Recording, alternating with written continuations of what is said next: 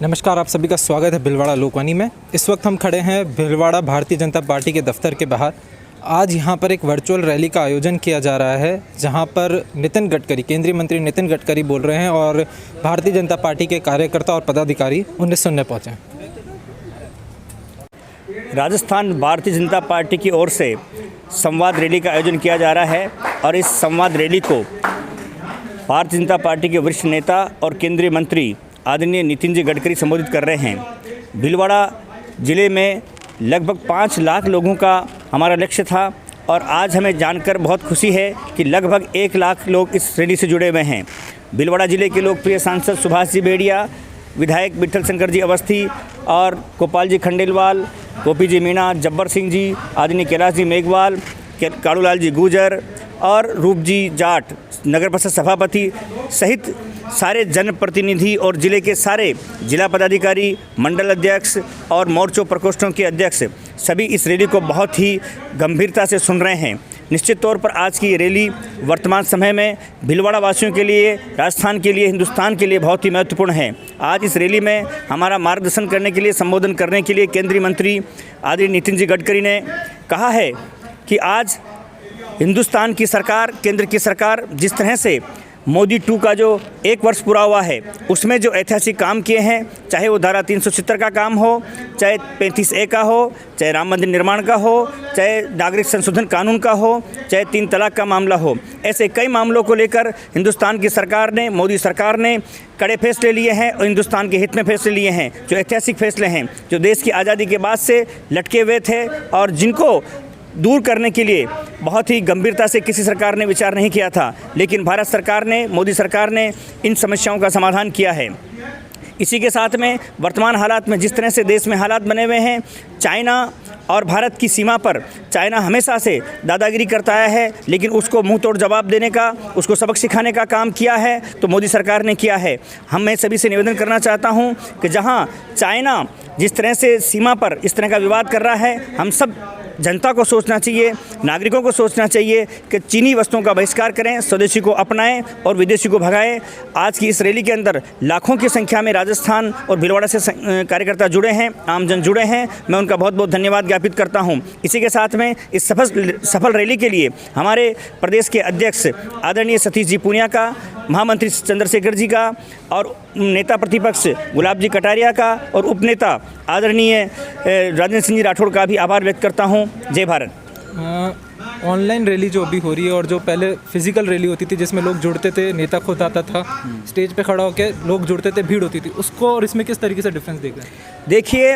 वर्तमान समय में जो कोरोना का समय चल रहा है और कोरोना संक्रमण को देखते हुए भारत सरकार ने, भारतीय जनता पार्टी ने जिस तरह से गाइडलाइन जारी की है उसकी पालना करते हुए ये कार्यक्रम रखा गया है। निश्चित तौर पर आप जो कह रहे हैं वो बिल्कुल सही है कि पहले जब भीड़ आती थी, लाखों की संख्या में आते थे, करोड़ों रुपये खर्च करने पड़ते थे और उसके बाद में जब भीड़ उस सभा को सुनती थी, लेकिन आज वर्चुअल रैली का समय आ गया है जिसमें संक्रमण का भी ध्यान रखना पड़ता है, गाइडलाइन का भी ध्यान रखना पड़ता है, दूरी का भी ध्यान रखना पड़ता है और हम सब एक आधुनिकतम जो तरीका है घर बैठे और उन सब बातों को सुन पा रहे हैं। निश्चित तौर पर ये परिवर्तन समय के साथ हुआ है, हमें समय के साथ चलना होगा और आपदाओं को, समस्याओं को अब मैं चुनौती के रूप में देखते हैं और चुनौती के रूप में देखते हुए ये जो रैली हो रही है, वर्चुअल रैली, बहुत ही लाभप्रद है। वहीं इसमें जो परिवर्तन हुआ है, आम जनता जो सुन रही है, कार्यकर्ता जो सुन रहे हैं, उसमें भी एक ज़बरदस्त उत्साह है। 2 सवाल हैं। पहला कि बीजेपी हमेशा से ऑनलाइन बहुत सजग रही है,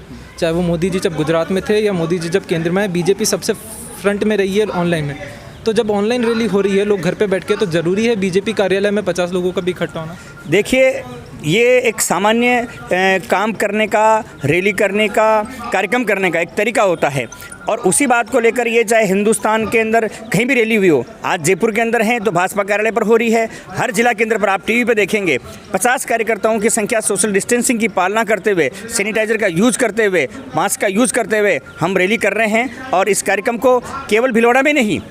राजस्थान में जहाँ जहाँ भी हो रही है, उसमें इसी तरह से कार्यालय पर हो रही है, चाहे कहीं सभा मंदिर में हो रही है, चाहे किसी हॉल में हो रही है, चाहे किसी घर के वहाँ हो रही है, लेकिन हम सोशल डिस्टेंसिंग की पालना करते हुए इस तरह का कार्यक्रम कर रहे हैं। एक छोटा सा सवाल, मैं समझता हूँ कि राजस्थान में इस वक्त कांग्रेस की सरकार है, लेकिन क्या बीजेपी का भीलवाड़ा को लेकर ऐसा कि भीलवाड़ा में जो वोकल फॉर लोकल की बात कही गई थी उसे लेकर कुछ बीजेपी के द्वारा करा जाएगा? सरकार नहीं, लेकिन फिर भी बीजेपी के द्वारा कुछ किया जाएगा? एमएलए एमपी बीजेपी के हैं। देखिए, लोकल और वोकल का नारा मोदी जी ने दिया है और आपदाओं को चुनौतियों में और समाधान में और इस देश की सुरक्षा के लिए और रोजगार के लिए जिस तरह से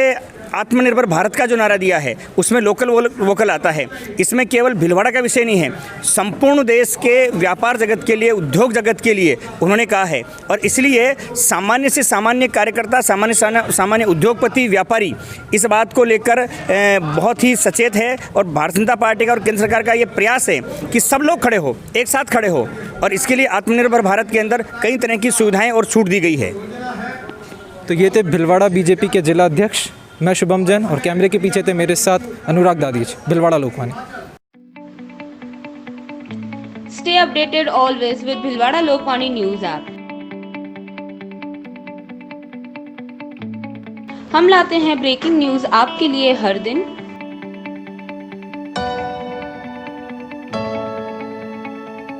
कभी भी कहीं भी देखें ताज़ा खबरें आपके मोबाइल पर।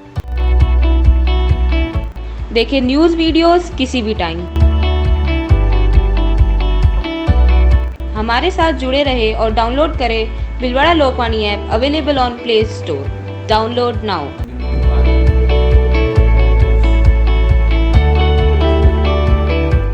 और सब्सक्राइब करना ना भूलें आपका अपना भीलवाड़ा लोकवाणी यूट्यूब चैनल।